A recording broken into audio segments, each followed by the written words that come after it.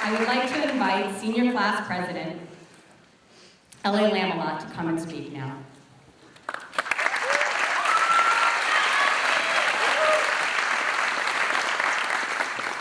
Good afternoon, families, guests in the class of 2015. Thanks for sticking this out with us. Before I begin, I'd like to take a minute to thank all those who have gotten us to this point. First, on behalf of the class, I'd like to thank Dr. Oliveira, Mr. Lewis, Mr. Chaplin, Mr. Side, Dr. Liz, and the entire KP faculty for the support they have provided.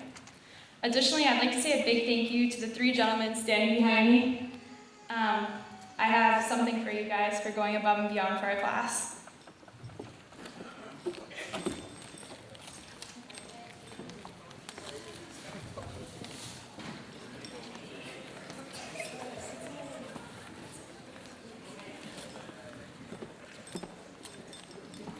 I'd also like to thank our incredible class advisors, Mrs. Haynes and Ms. Logan, for their hard work and dedication to our class. We're sure it wasn't easy dealing with our constant stress about everything. It was mostly Peter's, but the two of you always made sure things would work out. If you two could come up here if you're anywhere around here, we have something for you.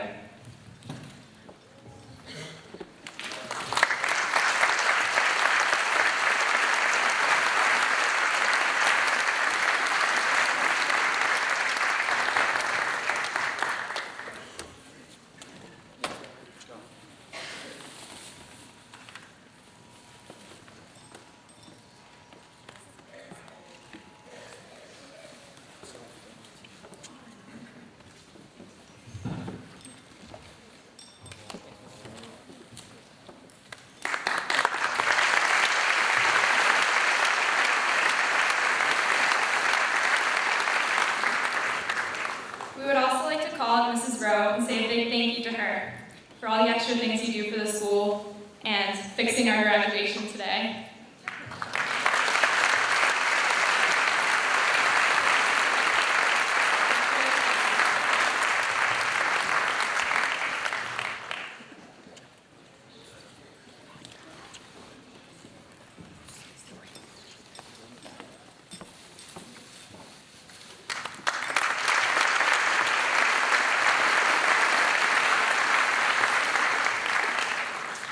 Finally, I'd like to say a big thank you to my family and all of the families here today for giving us unconditional love and support to get us to this point.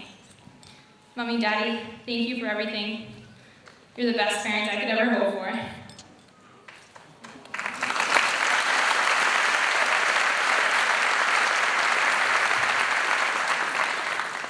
William Wordsworth once said, "Life is divided into three terms, that which was, which is, and which will be.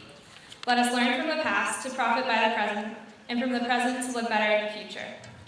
As we head off to our futures class of 2015, I'd like to take a look back on our past growing up and what we knew as our present during our time at KP. Our generation has seen a childhood unlike that of any other. Growing up, we have experienced a time of change, both good and bad, but it gave us plenty of things to learn from. One of our earliest memories of a world-changing event is the tragic terrorist attack on September 11, 2001. We were preschoolers at the time, clueless as to the meaning of this fear and sadness shaking the nation. We were too young to understand, but this event marked a permanent change in our world. In the wake of 9/11, security, technology, and many other things have changed dramatically to prevent such a tragedy from being repeated. On the news as children, we saw troops serving fearlessly and selflessly in Iraq and Afghanistan. We've survived the most widespread Ebola epidemic. Tragedy touched close to home with the bombing of the Boston Marathon, and we saw our community made stronger as a result. We watched the hunt, capture, and now sentencing of Tsarnaev and became Boston strong. We cheered as the Patriots won 4 Super Bowls, and we cried as we heard Tom Brady would be suspended for 4 games as a result of Deflategate. Yeah, free Brady.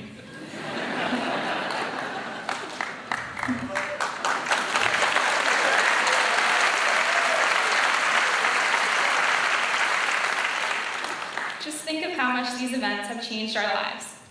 Has there ever been a time you can remember that you didn't have to have your liquids in a quart-sized bag, take off your shoes, belts, and coats, and dig everything else out of your bags before passing through a scanner at the airport?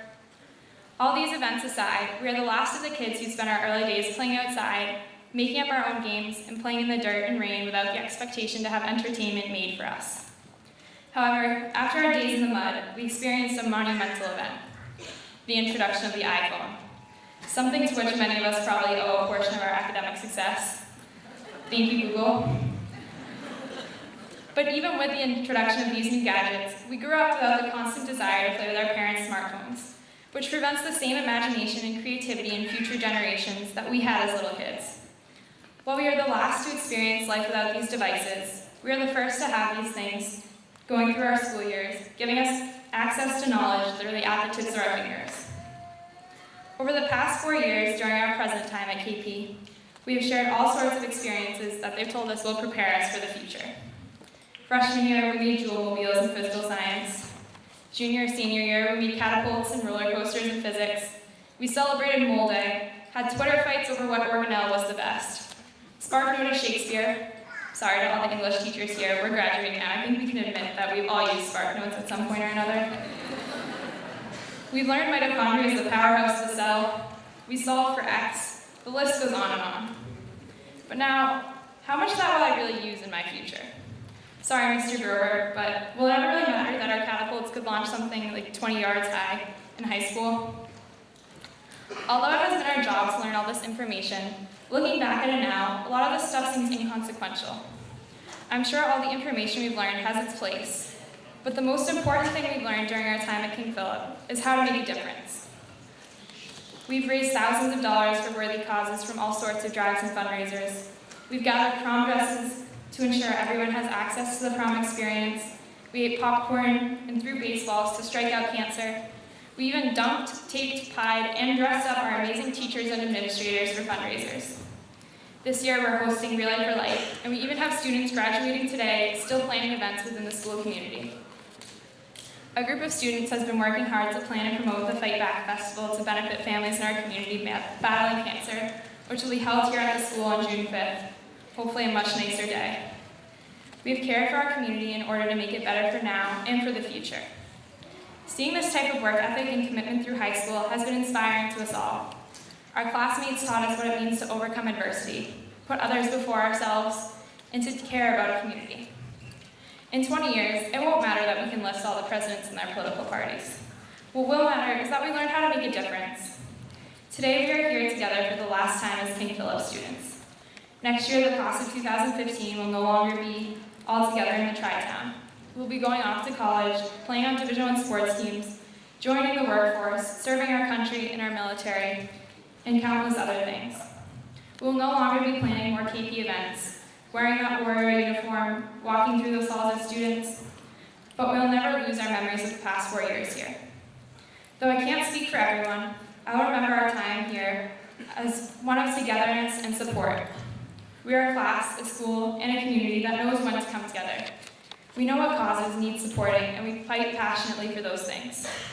As a class and a community, we have done this repeatedly, and I hope that we may continue this in our individual futures. As Wordsworth suggests, take the profit of our present, our now, and share that wealth in the future. The past 18 years, the world and communities surrounding us have shaped us. We have learned from the past, and we are learning from the present. Here we have learned what selflessness is, and now it is time for us to bring our knowledge into the world. Just as we have been shaped by KP, it is now our time to go out and shape the world, and may we shape it with hope, prosperity, and progress. Despite so many things ending at once, to quote our freshman t-shirts, this is just the beginning. As we go our separate ways, I wish you all the best.